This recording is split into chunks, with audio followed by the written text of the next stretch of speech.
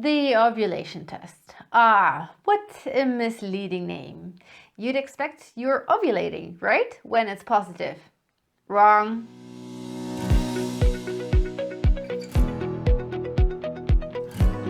Hello my lovelies, and welcome to another one of my videos in which we'll be talking about why a positive ovulation test does not actually mean that you're ovulating. You may know the name ovulation test, you may know OPK, which stands for ovulation peak test, or LH test or LH test strip.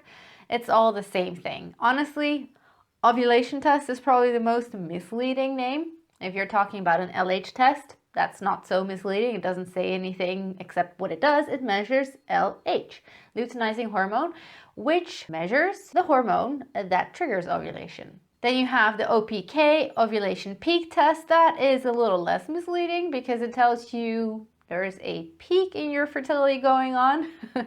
But I mean, you know, I know, we call it ovulation test and OPK. And if you're new to this whole trying to conceive stuff and charting in the fertility community, then I completely understand that if this is new information to you. And this is probably why I get a lot of messages and comments saying, oh, I ovulated on so and so and so, or my ovulation test was positive then, so I'm this many days past ovulation. And I am constantly asking, was your test positive on that day, or have you got a confirmed ovulation? Because as I already just mentioned, sort of, an ovulation test actually tells you you're about to ovulate. An ovulation test, we should call it OPK or LH test, right?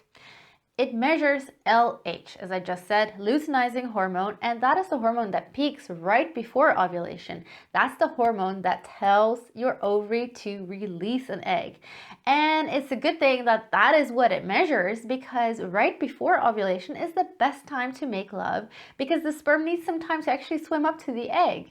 If we had a test that measures that you are ovulating or you already have ovulated, that's not actually useful when you're trying to conceive, because if you then start to make love, it's kind of too late. The egg is probably already deteriorated or not there anymore by the time the sperm has finally arrived. So as a quick reminder, if you have a positive ovulation test, that tells you you are most likely going to ovulate in the next 24 hours.